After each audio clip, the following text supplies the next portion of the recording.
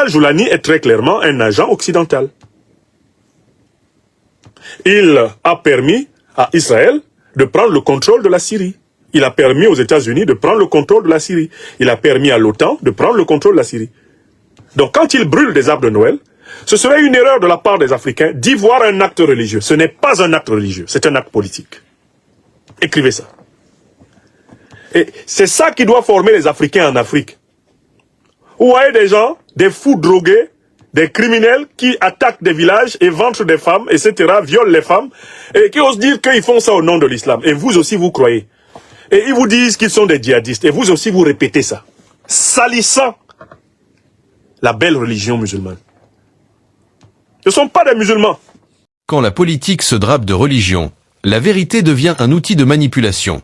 Aujourd'hui, plongeons dans une analyse percutante de la situation en Syrie, un véritable tableau d'école pour comprendre les enjeux de domination et les stratégies impérialistes. La Syrie, autrefois symbole de diversité religieuse et culturelle, est aujourd'hui le théâtre d'une tragédie humaine et politique. Au centre de cette crise, des groupes terroristes manipulant la religion pour diviser et asseoir leur contrôle. Dans cette intervention, nous explorons les questions clés. Pourquoi des actes comme la destruction d'arbres de Noël ne sont pas des gestes religieux, mais des outils politiques? Comment ces groupes, soutenus par des puissances extérieures, utilisent la manipulation pour légitimer leur domination? Et surtout, quelles leçons l'Afrique peut-elle tirer de ce tableau d'école syrien, où les forces impérialistes montrent leur vrai visage? Plongeons dans cette analyse éclairante, où le professeur Franklin Nyamsi explore la situation en Syrie et met en lumière des dynamiques politiques qui dépassent largement les frontières du Moyen-Orient. Chaque mot de cette réflexion mérite votre attention.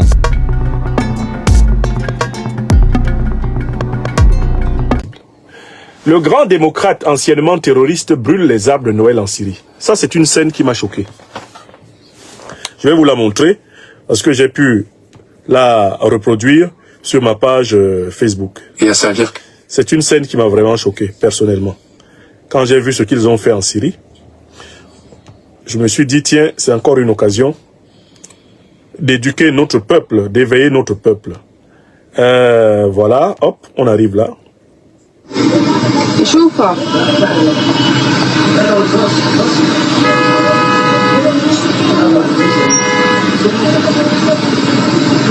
Regardez bien cette scène. Un arbre de Noël qui brûle.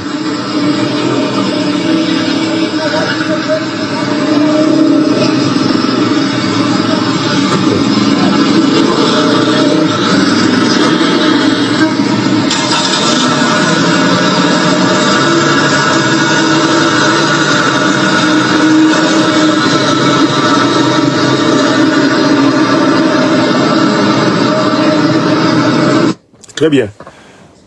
Alors, cette scène-là a lieu, elle a lieu en Syrie.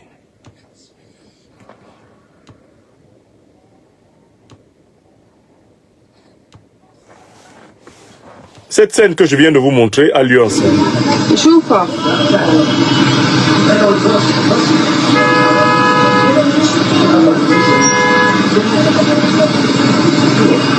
Un arbre de Noël est brûlé par les nouvelles autorités syriennes.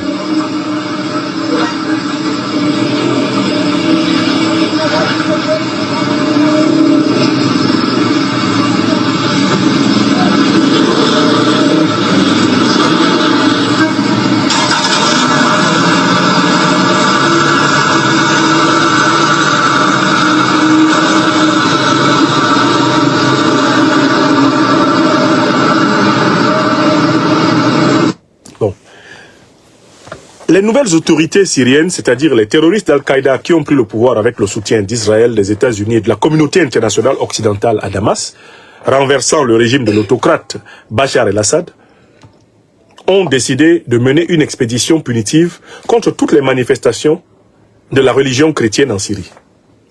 Ainsi, par exemple, dans la scène que je viens de vous montrer, ils ont décidé de brûler un arbre de Noël de la communauté chrétienne de l'une des villes syriennes, qui est sous leur administration.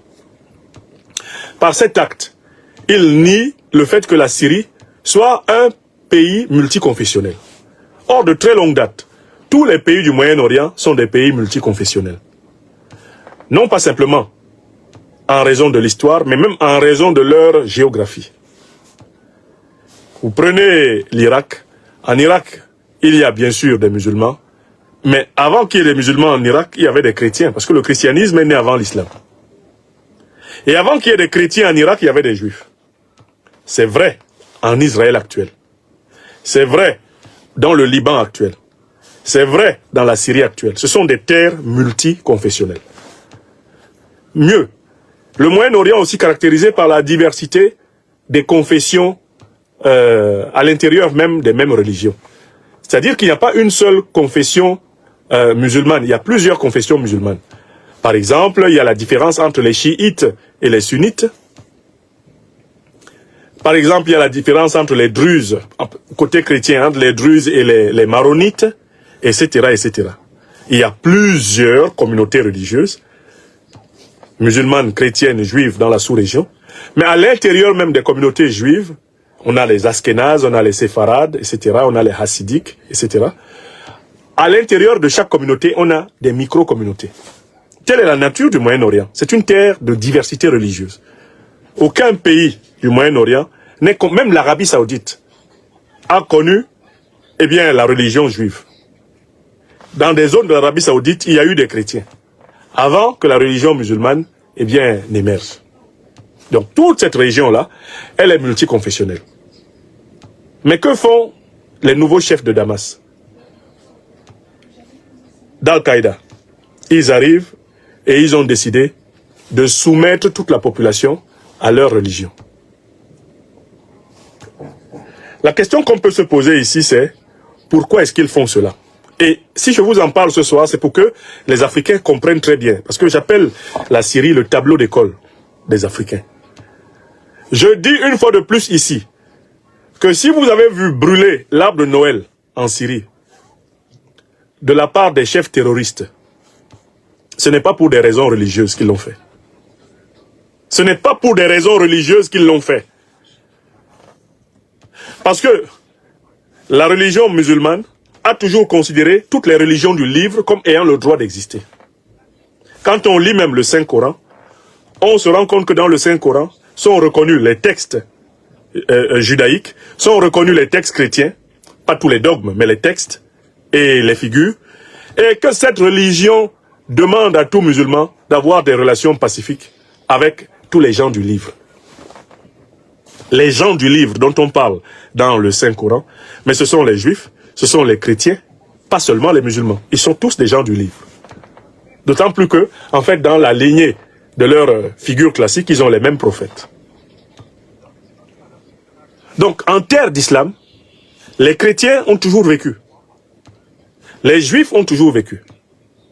Comme en terre de christianisme, en terre, de judaïsme, il y a toujours eu une place, depuis plusieurs siècles maintenant, pour les chrétiens et pour les musulmans, etc.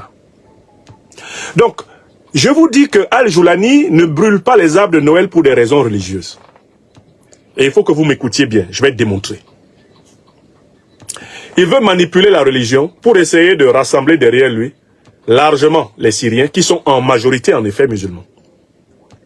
Pour flatter l'instinct de grégarité de la communauté religieuse musulmane, qu'on peut appeler donc en termes arabes la Oumma, il donne l'impression de faire place belle, finalement, à toutes les sectes musulmanes, à toutes les confessions musulmanes, que ce soit les sunnites, les chiites, etc. Il leur fait place belle, puisque désormais il dit, le pays est placé uniquement sous notre religion à nous.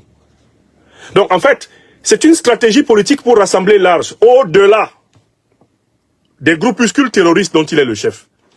Il veut flatter le cœur de tous les sunnites, il veut flatter le cœur de tous les chiites, il veut donner l'impression aux musulmans qu'il leur fait la part belle en Syrie. C'est de la manipulation de la religion. Ce n'est pas de la religion. C'est de la manipulation de la religion. Et c'est parfaitement cela qu'on appelle le djihadisme.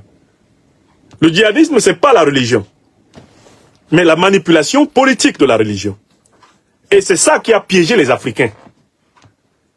Car en fait, à la base, djihad, au sens le plus noble du terme, signifie la lutte du croyant contre ses péchés.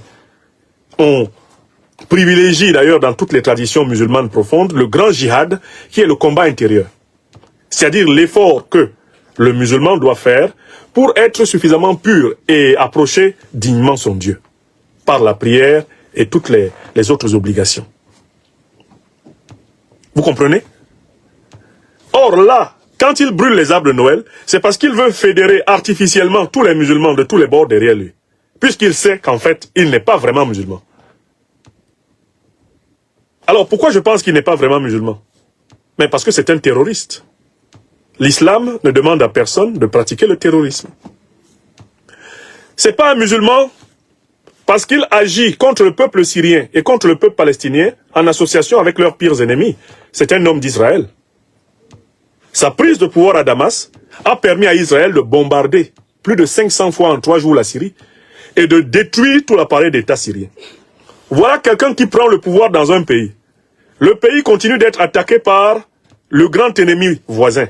Il n'organise pas la défense du pays. Il laisse l'ennemi détruire le pays et lui s'installe dans la capitale pour partager les postes de pouvoir avec les délégués d'Israël, des États-Unis, de la communauté internationale occidentale.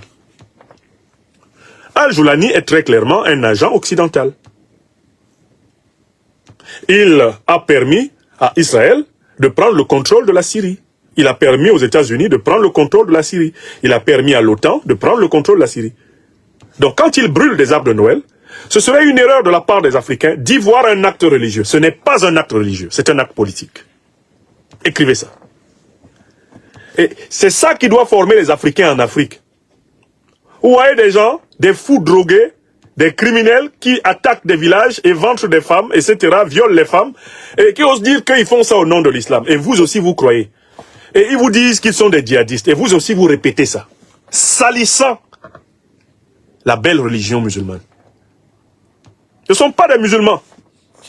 Il n'agit pas en tant que musulman. Il agit en tant qu'agent de l'impérialisme israélien et américain. C'est ce qu'il est, Al-Joulani. Ce sont ses parrains qui lui enseignent ces tactiques pour pouvoir rassembler large autour de lui. C'est une tactique.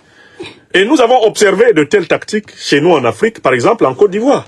C'est comme ça que Ouattara, qui n'avait pas de base dans le pays, s'est comporté pour avoir une base en Côte d'Ivoire.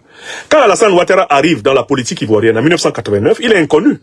Il n'a pas de base, il n'a pas de bastion, puisqu'il est originaire de Haute-Volta et qu'il a passé toute sa vie dans une carrière internationale. Il ne connaît pas la Côte d'Ivoire vraiment. Mais Ouattara décide de trouver une astuce pour pouvoir avoir un fief dans le pays, une base dans le pays. C'est la création de la carte de séjour. Il crée la carte de séjour pour fédérer les Ivoiriens qui ne sont pas originaires du Mali, du Burkina, de la Guinée, derrière lui. Pour fédérer largement les Ivoiriens derrière lui. Une fois qu'il a créé la carte de séjour, cette carte de séjour, pour être vérifiée par la police, la gendarmerie, va entraîner des contrôles. Et les Koulibaly ivoiriens, les Traoré ivoiriens, les Touré ivoiriens vont être confondus avec les Koulibaly, les Traoré, les Touré maliens, guinéens, burkinabés. Et ça va provoquer une frustration dans le nord. Alassane Ouattara vient d'avoir sa base. C'est la méthode de Al-Joulani. Ce sont des méthodes qui leur ont été enseignées par les colons, les impérialistes. Quand tu veux régner, tu divises.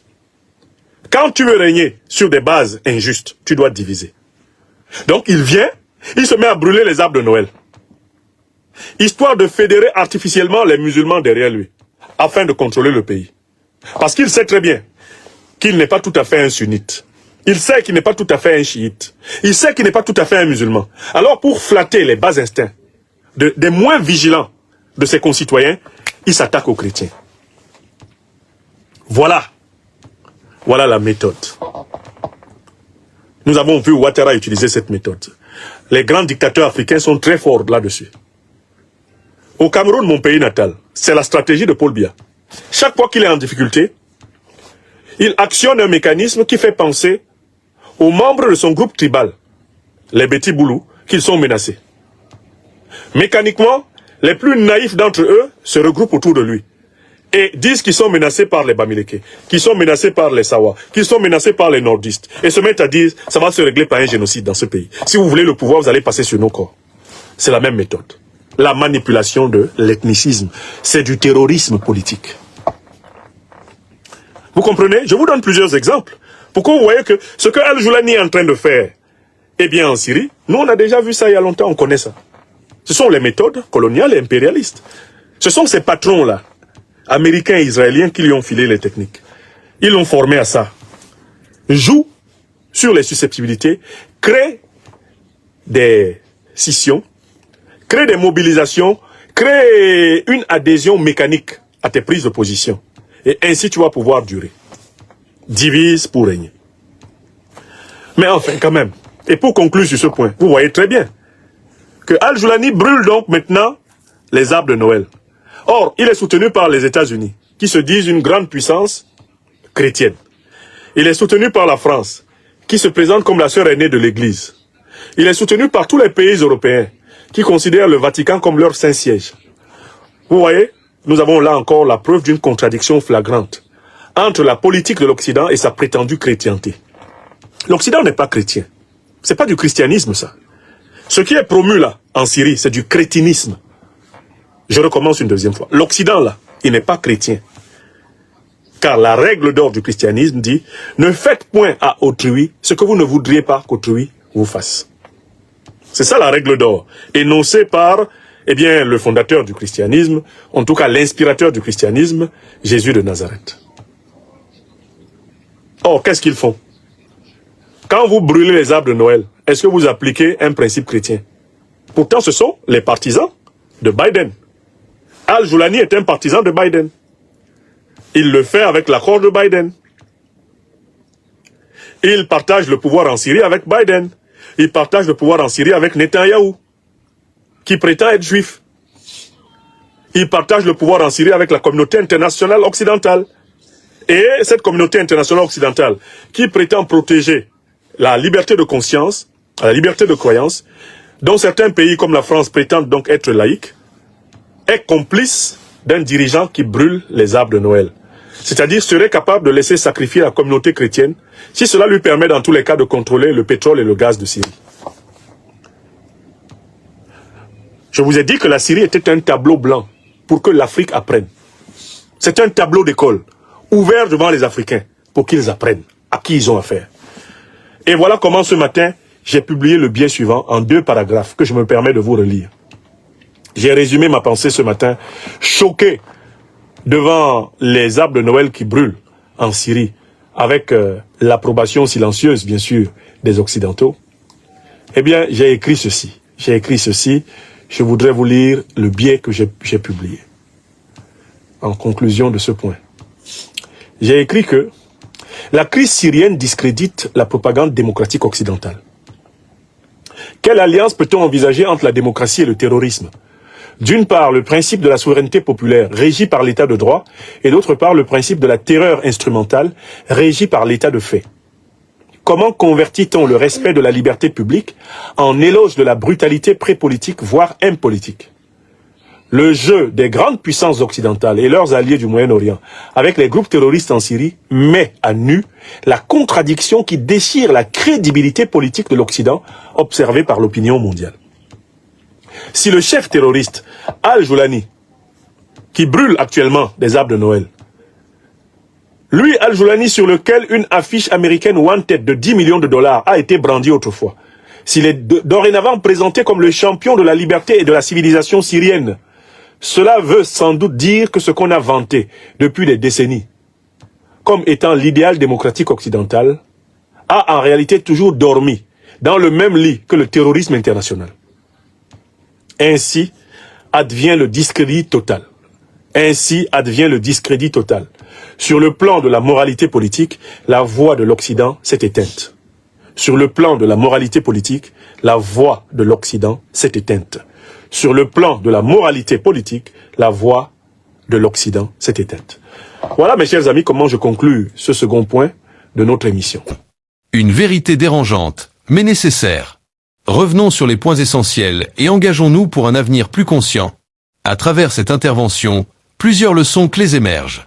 La destruction des arbres de Noël en Syrie est un symbole de manipulation politique, utilisé pour rassembler artificiellement une population divisée. Derrière cet acte, des puissances occidentales, prétendument défenseuses de la liberté, qui poursuivent en réalité des intérêts géopolitiques sans scrupules. Enfin, le parallèle avec l'Afrique est clair. Comme en Syrie, nous voyons comment la division, qu'elle soit religieuse, ethnique ou politique, est un outil de domination enseigné par des forces impérialistes. Mais ce n'est pas une fatalité. L'Afrique, et plus largement le monde, peut apprendre de ces exemples pour résister à ces dynamiques destructrices. Et vous, que pensez-vous de cette analyse? Voyez-vous les mêmes dangers se dessiner dans d'autres régions? Partagez vos réflexions dans les commentaires et engageons ensemble la discussion. Si cette vidéo vous a interpellé, aidez-nous à faire passer ce message. Likez, abonnez-vous et partagez ce contenu pour éveiller davantage de conscience. Le savoir est la première arme contre l'injustice. Merci pour votre attention et à très bientôt pour une nouvelle analyse essentielle.